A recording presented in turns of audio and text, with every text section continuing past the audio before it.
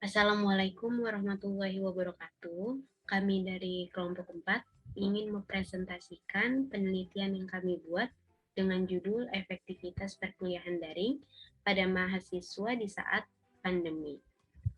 Sebelumnya kita perkenalan dulu. Dengan saya Syifa Oktavia Damayanti dengan NIM 17190739. Dengan saya Ahmad Nur Ghazi dengan NIM 17190401. Dengan saya Muhammad Agus Darmawan dengan NIM 17190404. Saya Katarina Van Boratia Sidebang dengan NIM 17190483. Saya Natasha Auremia dengan NIM 17190766. Saya Rizky Fali Hamidan dengan NIM 17190783. Saya Valentina Febrianti dengan NIM 17190347. Bab 1 pendahuluan. Latar belakang. Pada Maret 2020, pertama kali pemerintah mengumumkan 2 kasus pasien positif COVID-19 di Indonesia. Sejak saat itu hingga April, grafik konfirmasi positif COVID-19 semakin meningkat signifikan di beberapa wilayah kota besar di Indonesia. Oleh sebab itu, pemerintah melakukan pembatasan sosial berskala besar guna mengurangi angka kenaikan kasus positif COVID-19. Selain itu, pembatasan sosial di masyarakat juga dilakukan dengan cara mencuci tangan, memakai masker, dan menjaga jarak. Akibat adanya kasus ini, maka banyak sekali sektor yang terkena dampaknya, termasuk sektor pendidikan. Semua kegiatan belajar mengajar, tatap muka atau datang langsung ke sekolah diberhentikan sementara hingga saat ini. Dengan begitu, bukan berarti kegiatan belajar mengajar terhenti. Pemerintah memberlakukan aktivitas daring, termasuk perkuliahan yang dijalankan para mahasiswa, dan teknologi merupakan komponen utama agar aktivitas daring ini dapat terlaksana. Tetapi selain teknologi yang memadai, juga terdapat paket data dan hardware yang harus disiapkan. Komunikasi yang berjarak membuat sulitnya memahami materi yang disampaikan. Selanjutnya, manfaat dan tujuan. Adapun manfaat dan tujuan dari penelitian ini adalah untuk mengetahui efektivitas perkuliahan daring. Yang kedua, untuk mengetahui permasalahan yang terjadi saat perkuliahan daring. Dan yang terakhir, untuk mengetahui kelebihan dan kekurangan perkuliahan daring. Selanjutnya ada rumusan masalah, yakni beberapa poin pertanyaan yang mendasari kenapa penelitian ini harus dilakukan. Ini yang pertama, apakah perkuliahan daring tidak bisa menggantikan perkuliahan offline? Dan yang kedua adalah, apakah perkuliahan daring lebih memudahkan mahasiswa untuk memahami mata kuliah? Lanjut, selanjutnya ada ruang lingkup, yakni merupakan batasan masalah yang akan dibahas pada penelitian ini. Yang pertama, untuk responden yang akan menanggapi penelitian ini merupakan mahasiswa yang tentunya sedang melakukan kegiatan perkuliahan secara daring. Dan yang kedua, batasan dalam bahasan penelitian ini adalah tentang efektivitas perkuliahan daring, kekurangan dan kelebihannya, serta pendapat mahasiswa mengenai perkuliahan daring ini. Bab 2, landasan teori. Pembelajaran daring atau e-learning. Pembelajaran daring merupakan pembelajaran yang memanfaatkan teknologi dan memberikan kemudahan terutama dalam hal penentuan jadwal belajar yang dapat dilakukan dimanapun. Berbagai platform tersedia guna mendukung proses pembelajaran, baik berupa aplikasi, website, jejaring sosial, atau Learning Management System atau LMS. Dari beberapa platform, penggunaan LMS lebih efektif dalam mengelola sistem pembelajaran karena memiliki fitur yang sangat lengkap dan mudah diakses. LMS dapat digunakan untuk membagikan materi pembelajaran, memberikan tugas, dan melakukan penilaian. Pembelajaran daring atau yang biasa disebut e-learning adalah sebuah pembelajaran yang dilakukan dalam jarak jauh secara online. Melalui sebuah media seperti telepon seluler dan komputer.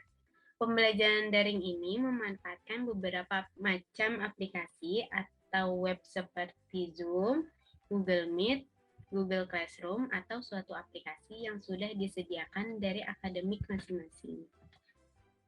Kemudian, efektivitas adalah sebuah tolak ukur seberapa besar target yang telah terpenuhi. Semakin tinggi presentasi target yang terpenuhi, semakin tinggi efektivitasnya.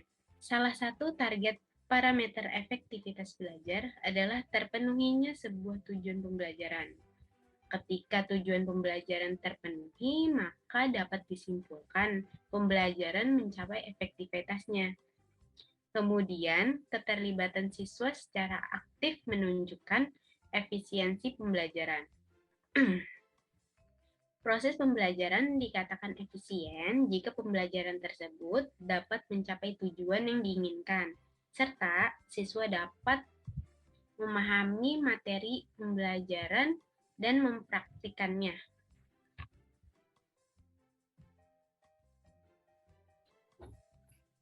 COVID-19. Penyakit virus corona COVID-19 adalah penyakit penularan yang disebabkan oleh virus SARS-CoV-2. Sebagian besar orang yang tertular COVID-19 akan mengalami gejala ringan hingga sedang dan akan pulih tanpa penanganan khusus. Namun, cara sebagian orang akan mengalami sakit parah dan memerlukan bantuan medis. Cara penularan COVID-19 ialah melalui kontak dengan droplet saluran napas penderita. Droplet merupakan partikel kecil dari mulut penderita yang mengandung kuman penyakit yang dihasilkan pada saat batuk, bersin, ataupun berbicara. Droplet dapat melewati sampai jarak tertentu, biasanya 1 meter. Pandemi COVID-19 memaksa seluruh masyarakat untuk tidak keluar rumah dan melakukan berbagai aktivitas dari rumah, termasuk diantaranya kegiatan belajar mengajar KBM, pembelajaran jarak jauh PJJ, menjadi alternatif agar proses KBM dapat tetap berjalan pada masa pandemi ini. Berdasarkan hasil penelitian yang telah dilakukan, PJJ mendorong perilaku social distancing dan meminimalisir munculnya keramaian dan dapat mengurangi potensi penyebaran COVID-19. Bab 3, pembahasan. Selanjutnya ada metode penelitian. Pada penelitian ini, kami menggunakan pendekatan kuantitatif dengan metode pengumpulan data survei. Nah, survei ini dilakukan untuk bahan evaluasi pembelajaran secara daring. Teknik pengumpulan data menggunakan sebuah kuesioner. Pengisian kuesioner ini dilakukan secara online, disebarkan secara online juga, yakni dengan memanfaatkan sebuah Google Form. Nah, alasan pemilihan survei ini adalah agar mengetahui secara pasti dan akurat tentang keefektivitasan pembelajaran daring. Nah, berikutnya ada hasil pengumpulan data yang sudah dilakukan. Nah, beberapa pertanyaan yang kami ajukan kepada responden. Yang pertama ada, apa media yang digunakan dalam pembelajaran daring ini? Dari gambar sini bisa kita lihat, dari aplikasi Zoom memiliki persentase sebanyak 69,8%. Lalu ada Google Meet, yaitu 79,1%. Kemudian ada WhatsApp, 67,4%. Dan e-learning yang tersedia di kampusnya masing-masing ada 60,5%. Nah, dari gambar tersebut, Google Meet lah yang lebih banyak digunakan oleh para responden daripada media lainnya. Untuk pertanyaan yang kedua, apakah penyampaian materi pada saat pembelajaran daring mudah dipahami? Seperti gambar yang tertera pada layar, 60,5% menyatakan bahwa pembelajaran daring ini cukup mudah untuk dipahami. 27,9% lagi menyatakan bahwa pembelajaran daring sulit dipahami, sementara hanya ada 11,6% responden yang menyatakan bahwa pembelajaran daring ini mudah untuk dipahami. Nah, dari gambar ini bisa kita simpulkan bahwa pembelajaran daring ini cukup mudah untuk dipahami, yang mana tidak terlalu sulit ataupun tidak terlalu mudah. Untuk pertanyaan ketiga, apakah kendala atau hambatan yang sering dialami pada saat pembelajaran daring? 34% menyatakan bahwa terdapat kendala pada device yang mereka gunakan, yang mana beberapa device yang digunakan mahasiswa tidak terlalu menunjang untuk pembelajaran daring. Sementara 32% lagi menyatakan kendala yang mereka alami adalah boros pada kuota internet yang mereka gunakan. 20% lagi menyatakan bahwa kendala yang mereka alami adalah susah jaringan atau sinyal. Dan ada 12% lagi menyatakan bahwa bahwa ada kendala lain di luar dari kendala-kendala yang telah tertera di gambar. Jadi pada gambar ini dapat kita simpulkan bahwa kendala yang paling banyak dialami oleh mahasiswa saat pembelajaran daring ini adalah terdapat kendala atau kekurangan pada device yang mereka gunakan, yang mana device mereka tidak terlalu memadai untuk menunjang pembelajaran daring ini. Next. Pertanyaan keempat, bagaimana tanggapan Anda? Apakah pembelajaran daring selama masa pandemi COVID-19 ini efektif? 60,5% responden menyatakan bahwa pembelajaran daring ini tidak efektif, sementara hanya ada 39,5% responden yang menyatakan bahwa pembelajaran daring ini cukup efektif. Jadi bisa kita simpulkan bahwa dapat kita simpulkan bahwa sebagian besar responden menyatakan bahwa pembelajaran daring selama pandemi COVID-19 ini memang tidak efektif. Nah, untuk pertanyaan yang kelima, menurut referensi Anda, lebih baik menggunakan metode pembelajaran yang mana selama pandemi COVID-19 ini berlangsung? Jadi ada 52,4% yang menyatakan bahwa metode pembelajaran daring dan luring ini lebih baik. Dan juga ada 35,7% yang menyatakan bahwa pembelajaran luring atau offline adalah metode yang terbaik, sementara hanya ada 11,9% responden yang menyatakan bahwa pembelajaran daring ini adalah metode yang terbaik selama pandemi ini masih berlangsung. Jadi bisa kita simpulkan dari gambar tersebut bahwa pilihan terbanyak jatuh pada pembelajaran luring dan daring, di mana kedua metode pembelajaran ini digabungkan atau digunakan secara bergantian. Next. Selain memberikan pertanyaan berupa pilihan, kami pihak peneliti juga menyediakan beberapa form isian yang mana berisi pendapat para responden mengenai pembelajaran daring. Berikut ini adalah beberapa pendapat para responden yang telah dirangkum oleh pihak peneliti yang menjadi kekurangan ataupun kelebihan selama proses pembelajaran di saat pandemi ini. Yang pertama, kelebihan. Banyak kelebihan yang dirasakan oleh para responden yang mana merupakan mahasiswa yang mereka alami selama pembelajaran daring. Yang pertama, menghemat biaya ongkos perjalanan. Nah, ini berlaku untuk mahasiswa yang jarak dari kampus ke rumahnya itu cukup jauh, yang mana harus mengeluarkan beberapa effort untuk ongkos maupun isi bensin. Jadi karena pembelajaran daring ini, mereka bisa mengakses pembelajaran dari rumah, jadi tidak perlu mengeluarkan uang untuk ongkos ataupun bensin. Kelebihan yang kedua adalah menguntungkan bagi para mahasiswa yang memiliki pekerjaan.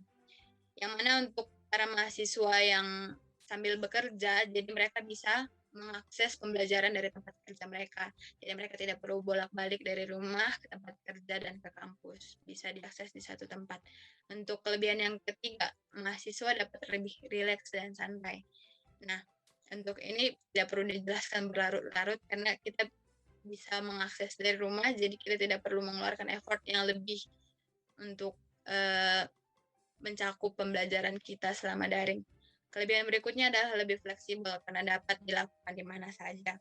Yang terakhir, mengurangi resiko tertularnya virus COVID-19, yang dimana kita hanya berhenti diam di rumah, jadi kita dapat mengurangi interaksi dengan dunia luar, yang mana dapat mengurangi juga dampak atau resiko untuk tertular dari virus COVID-19. Selain kelebihan, ada juga beberapa kekurangan. Yang pertama, sulit dilakukan pembelajaran yang membutuhkan praktek. Nah, banyak mata kuliah yang harus diselesaikan dengan praktikum, yang harus dimengerti dengan praktikum. Sementara jika kita hanya diam di rumah, sulit sekali untuk melakukan praktikum tanpa bantuan orang lain atau tanpa interaksi langsung dengan orang lain. Yang kedua, sangat menguras kuota dan harus melakukan Zoom, Google Meet. Seperti yang kita tahu, untuk mengakses Zoom atau Google Meet atau video conference lainnya membutuhkan kuota yang tidak sedikit. Itu artinya kita juga harus mengeluarkan biaya lebih untuk jatah kuota bulanan kita. Kendala berikutnya adalah jaringan di beberapa tempat sinyal dan speed internet yang kurang bagus. Seperti yang kita ketahui juga, kecepatan internet di beberapa tempat tidak sama. Ada beberapa tempat yang tidak memadai untuk mengakses internet, dan inilah beberapa kendala yang dialami. Dan untuk kekurangan yang terakhir adalah mengakibatkan kurangnya solidaritas antara mahasiswa. Ya, ini sudah jelas kita rasakan karena kurangnya interaksi langsung antara para mahasiswa. Jadi kita tidak terlalu mengenal satu sama lain, yang mengakibatkan kekurangan rasa solidaritas dan persaudaraan antara kita sesama mahasiswa. Selanjutnya, bab 4, penutup. Kesimpulannya, berdasarkan hasil penelitian yang telah dilakukan, dapat disimpulkan bahwa pembelajaran daring pada saat pandemi ini dirasa kurang efektif. Walaupun mahasiswa cukup memahami materi, tetapi tetap ada beberapa mahasiswa yang sulit untuk memahami materi. Maka dari itu, pembelajaran daring ini tidak bisa sepenuhnya menggantikan pembelajaran secara offline. Saran dari kami berharap agar pandemi COVID-19 ini dapat berakhir, sehingga pembelajaran dapat dilakukan secara luring atau tatap muka. Tetapi jika memang pembelajaran online harus tetap berlangsung, kami berharap pihak pemerintah atau kampus dapat memfasilitasi mahasiswa dengan memberikan kuota belajar serta keringanan biaya administrasi perkuliahan. Ya, terima kasih atas perhatiannya. Kurang lebihnya mohon maaf. Jika ada yang ingin ditanyakan, bisa ditanyakan pada forum yang disediakan, seperti forum diskusi. Kurang lebihnya mohon maaf. Wassalamualaikum warahmatullahi wabarakatuh.